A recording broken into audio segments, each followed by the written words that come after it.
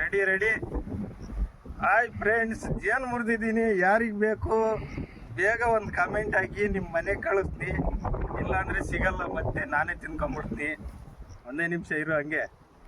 ನೋಡಿ, ಬಿಸಿ ಬಿಸಿ ತುಪ್ಪ ಯಾರಿಗುಂಟು ಯಾರಿಗಿಲ್ಲ, ಬೇಗ ಕಮೆಂಟ್ ಹಾಕಿ ಕಳಿಸ್ತೀನಿ. ಓಕೆನಾ? ಓಕೆ.